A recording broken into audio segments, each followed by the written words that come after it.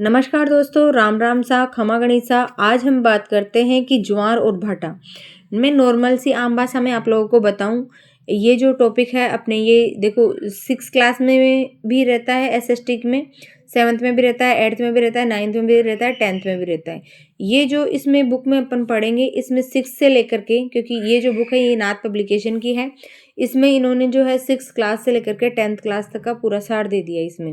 मतलब 6 क्लास में थोड़ा सा छोटा रहता है इसका रूप, फिर उसके बाद में 7th में ज़्यादा, तो जैसे जैसे क्लास बढ़ती जाती है वैसे वैसे इसका जो स्वरूप है वो बढ़ता जाता है। तो सबसे पहले हम आम भाषा में बात करेंगे कि ज्वार किसे कहते हैं और भाटा किसे कहते हैं। नॉर्मली वे में आप समझो कि जैसे जो समुद्र रहता है, समुद्र की जो लहरें उठती है ना, तो जो लहरें जो उठती है, ऊपर उठती है, तो ऊपर उठने की क्रिया को ज्वार कहते हैं। और जैसे जो पानी का जो बहाव मतलब ऊपर उठकर नीचे गिरता है ना, उसको कहते हैं भाटा कहते हैं। अब उसके बाद में दूसरा क्वेश्चन ये बन जाता है कि ये ज्वार और भाटा आता क्यों है, इसका कारण क्या है। तो देखो यूं समझो, ज्वार भाटा यूं ही नहीं आता, इसकी उत्पत्ति का अगर अपन कारण समझे ना, तो इसकी उत्पत्ति का कारण चंद्रमा व सूर्य का जो गुरुत्वाकर्षण बल है ना, वो एक प्रमुख कारण है ना। और दूसरा जो कारण है वो कारण है कि पृथ्वी का अपकेंद्रीय बल। तो एग्जाम में यही आ जाता है कि जो अपके मतलब सूर्य व चंद्रमा व सूर्य का गुरुत्वाकर्षण कल बल, दूसरा आ जाता है कि पृथ्वी का अपकेंद्रीय बल, तीसरा ऑप्शन आ जाता है कि ए ब, या चौथा ऑप्शन आ जाता है कि ए, है ना। तो वहां पर आप लोगों को समझना है कि चंद्रमा व सूर्य का अपकेंद्रीय बल नहीं है, यहाँ पर शब्दों पे ध्यान देना है आप लोगों को, क्योंकि यहाँ पे जो है कौन सा बल है, गुरुत्वाकर्षण बल, और पृथ्वी का कौन सा बल है, अपकेंद्रीय बल। ठीक है। उसके बाद में नेक्स्ट जो क्वेश्चन आ जाता है ना, वो यहाँ पे ये बन जाता है कि जैसे पृथ्वी से चंद्रमा की दूरी कितनी है, 3.84 लाख किलोमीटर, और पृथ्वी से सूर्य की दूरी कितनी है, तो 14.96 करोड़ किलोमीटर, है ना। तो ये यहाँ पर ये देखो, मैं आप लोगों को बता देती हूँ, ये यहाँ पे जो दूरी दे रखी है, ये आपकी ई का मतलब अर्थ हो गई ना, और ये यहाँ पर मून हो गया, तो मून से अर्थ की दूरी ये 3.84 लाख किलोमीटर, और ये अर्थ से सन की 14.96 करोड़ किलोमीटर। ठीक है।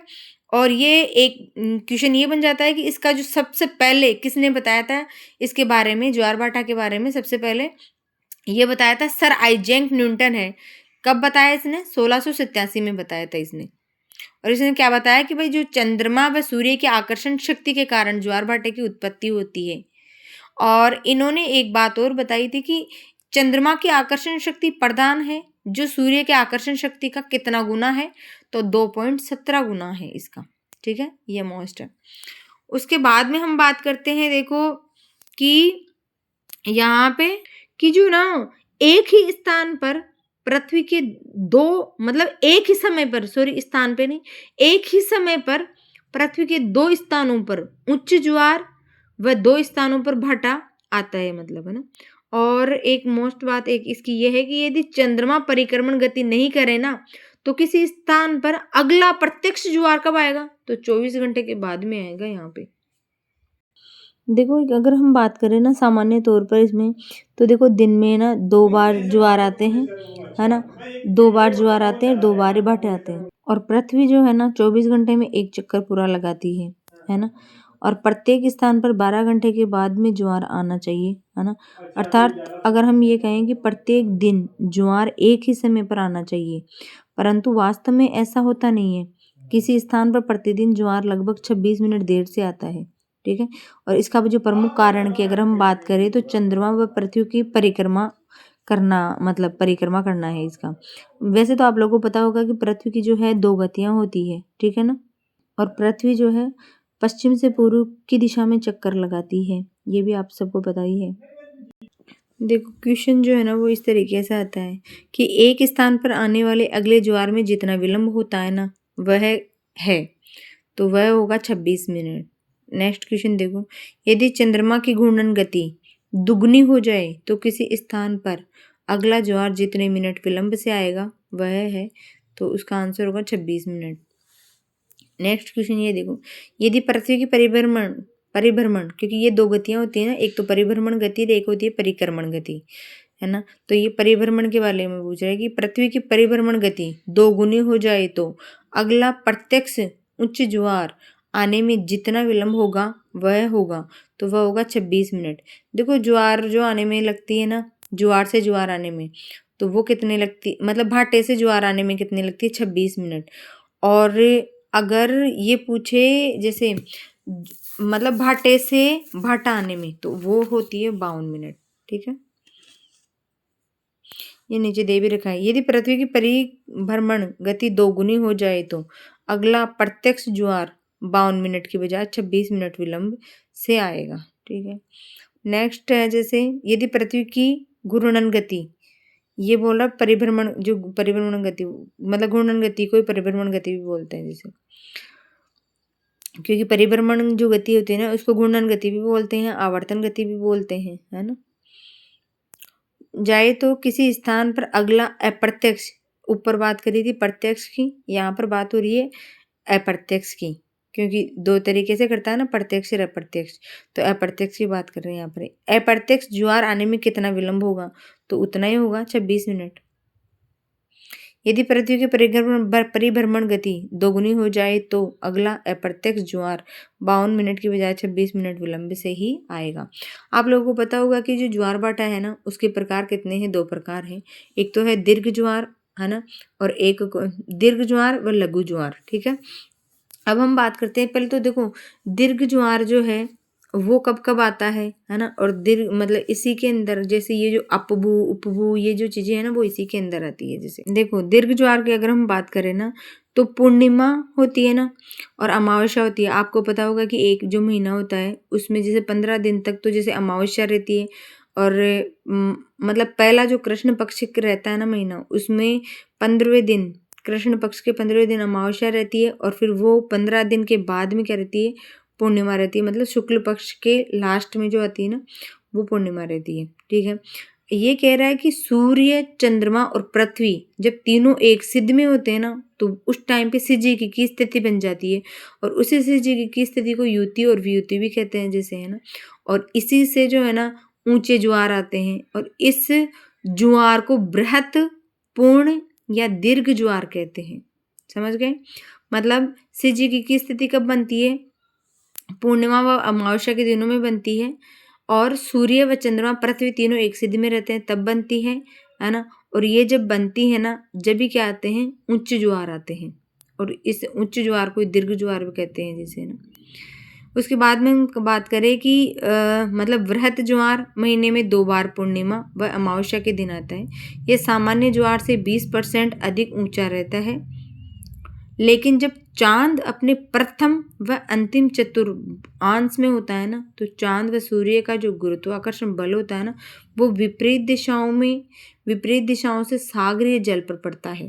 ठीक है, ये इतना ज़्यादा मोस्ट नहीं, इसमें सिर्फ और सिर्फ आपको दीर्घ ज्वार कब आता है ना, पूर्णिमा अमावस्या के दिनों में आता है। सिज्जिकी क्या होती है ना, और युति वियुति इनके बारे में पूछ सकता है वो, और कुछ नहीं पूछता। जैसे इसमें देखो निम्न ज्वार भाटा और मतलब निम्न ज्वार भाटा जो होता है ना उसी को लघु ज्वार भाटा कहते हैं। ठीक है, लघु ज्वार महीने में 2 बार कृष्ण पक्ष व शुक्ल पक्ष की सप्तमी अष्टमी को आता है। वृहत ज्वार व लघु ज्वार के बीच 7 दिन का अंतर होता है भाई साहब। ठीक है, अब हम बात करते हैं देखो अपभू और उपभू की। ठीक है, अपभू की स्थिति और उपभू की स्थिति बताऊंगी मैं। तो अपभू में जो है ना चंद्रमा वो है ना पृथ्वी के निकटतम दूरी पर रहता है, और उपभू रहता है ना उसमें क्या रहता है, दूर रहता है। ठीक है, मतलब चंद्रमा का गुरुत्वाकर्षण बल सामान्य से अधिक होता है, और परिणाम स्वरूप सामान्य से 15 से 20 अधिक ऊंचा ज्वार आता है, जबकि अपभू की स्थिति में चंद्रमा पृथ्वी से अधिकतम दूरी पर होता है, जबकि चंद्रमा का ये जो है ना उपभू में क्या होता है, निकट, मतलब उपभू उपभू।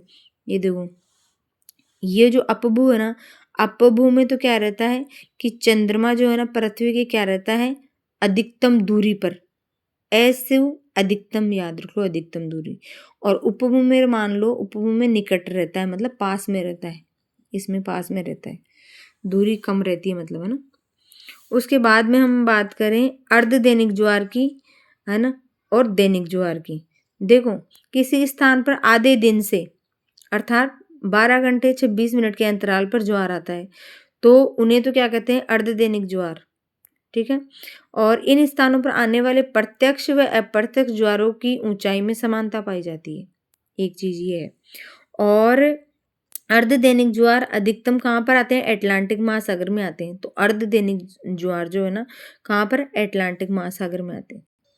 और दैनिक ज्वार की बात करें तो यदि किसी स्थान पर मान लो 24 घंटे और 52 मिनट के बाद में अंतराल पर ज्वार आता है ना, तो उसे कहते हैं दैनिक ज्वार, क्योंकि पूरा दिन भर जो है 24 घंटे का होता है और उतने का अंतराल रहे तो वो दैनिक ज्वार।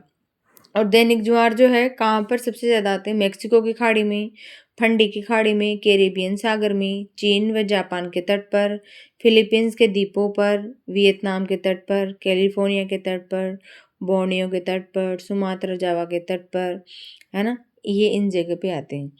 और फिर उसके बाद में है मिश्रित ज्वार। वो तो आप जानते हो कि जैसे प्रत्यक्ष व अप्रत्यक्ष दोनों ज्वारों की जो मतलब मिल करके जो आते हैं ना, उनको क्या कहते हैं, मिश्रित ज्वार कहते हैं।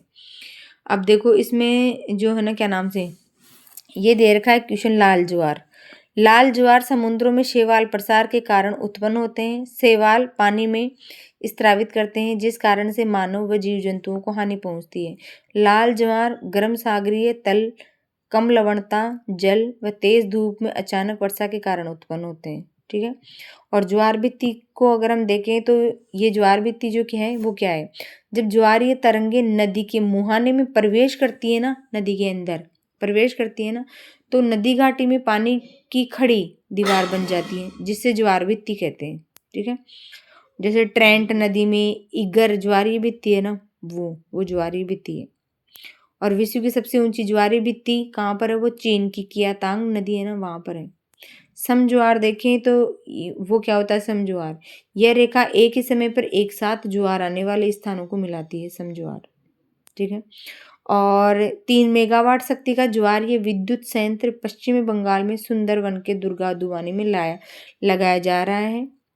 और ज्वारों की उत्पत्ति से संबंधित सिद्धांत भी कुछ कुछ दे रखे हैं, जैसे न्यूटन का सिद्धांत है, लाप्लास का गतिक सिद्धांत है, विलियम बेवेल का प्रगामी सिद्धांत है, जीबी एरी का नहर सिद्धांत है, हैरिस का अप्रगामी सिद्धांत है। ठीक है।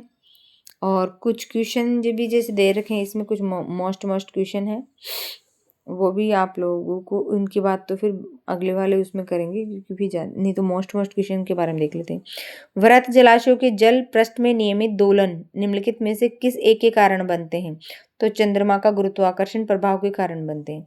निम्नलिखित में से कौन सा सभी ज्वारों के सर्वाधिक संचलन के लिए उत्तरदायी है, तो गुरुत्वाकर्षण का खिंचाव जो है ना, वो प्रमुख है। पृथ्वी की सतह से दूरी के संदर्भ में निम्नलिखित में से कौन प्रतिशत भूमि उच्च की अपेक्षा चंद्रमा की भूमि नीच के लिए सही है, तो वो है 12%।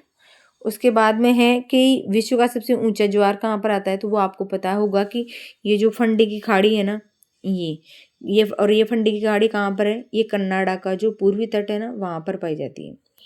ज्वारभाटा की उत्पत्ति संबंधी गतिक सिद्धांत किसने प्रतिपादित किया था, तो लाप्लास ने दिया था। और ये लाप्लास ने कब दिया था, 1755 में दिया था। ठीक है।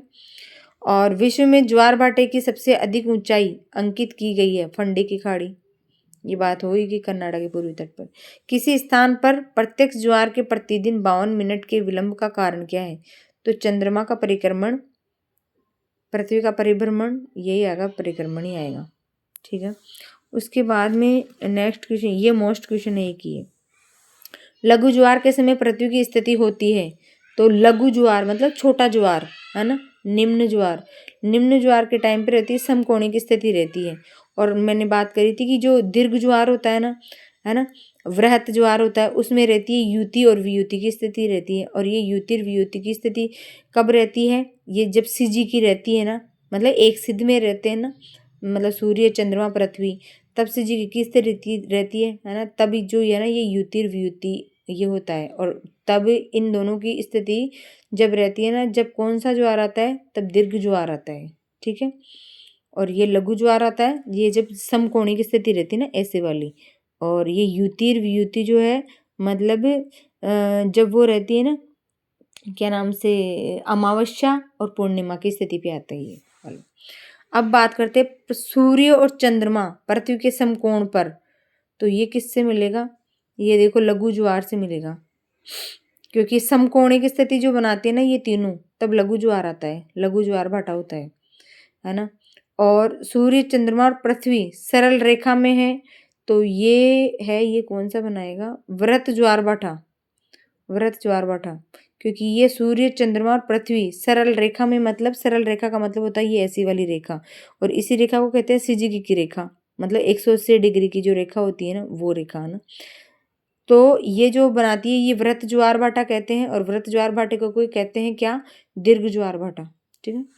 उसके बाद में सी है, ये सी रहा है चंद्रमा पृथ्वी के समीपतम, समीपतम में मैंने आपको बताया था, समीपतम या निकटतम पूछे तो अपभू आएगा, और अधिकतम पूछे तो उपभू आएगा। ये अधिकतम उपभू, ये रहा उपभू, और अपभू ये चंद्रमा समीपतम पूछे तो ये रहा यहाँ, तो ये ऐसे मिलान हो जाएंगे। उसके बाद में नेक्स्ट क्वेश्चन है, लघुत्तम ज्वार आता है जब क्या होता है, पृथ्वी के संदर्भ में सूर्य, चंद्रमा चतुष्कोणक होते हैं, और क्या होते हैं। और ये देखो यहाँ पर इक्वेशन आ भी गया, युति वियुति बिंदु साइजिकी, मतलब ये सिजिकी है, साइजिकी तो लिख दिया यहाँ पर, पता नहीं नाम, कुछ मिस्टेक होगी, प्रिंटिंग मिस्टेक। युति वियुति बिंदु सिजिकी पद संदर्भित होता है जब चंद्रमा, सूर्य, पृथ्वी एक सिद्ध में होते हैं ना, तब युति वियुति की स्थिति होती है। और ये युति वियुति की स्थिति होती है किसके पास में, जब मतलब पूर्णिमा और अमावस्या के आसपास में। निम्न महासागरीय, निम्न महासागरीय, और ये देखो युति होती है पूर्णिमा पे और वियुति होती है अमावस्या पे, ये भी बता दूं क्लियर कट। निम्न महासागरीय ज्वारों में कौन एक जैविक कारकों से उत्पन्न होता है, तो लाल सागर जो है ना जैविक कारकों से उत्पन्न होता है। मिश्रित ज्वार भाटा कहते हैं, मिश्रित ज्वार भाटा किसको कहते हैं, तो मिश्र दैनिक और अर्धदैनिक ज्वार भाटा के मिश्रित वैकल्पिक क्रम को अपन ने भी देखा ही था ना इसका। फिर उसके बाद में लघु ज्वार चंद्रकला निम्नलिखित में से किस पक्ष में घटित होती है, तो लघु ज्वार जो कला है ये प्रथम व तृतीय पक्ष में होती है। नेक्स्ट क्वेश्चन, पृथ्वी के चंद्र विमुखी भाग में ज्वार उत्पन्न होने का कारण क्या है, ज्वार उत्पन्न होने का कारण है अपकेंद्रीय बल की बहुलता। ज्वारों की उत्पत्ति के लिए उत्तरदायी कारक क्या होते हैं, पृथ्वी का अपकेंद्रीय बल, चंद्रमा व सूर्य का गुरुत्वाकर्षण बल। तो ये पढ़ा हमने ज्वार भाटा। नेक्स्ट चैप्टर में हम पढ़ेंगे महासागरीय धाराएं, तो रोजाना का एक एक चैप्टर करेंगे अपन। आपको ये कैसा लगा, इसको लाइक जरूर कर देना, शेयर भी कर देना।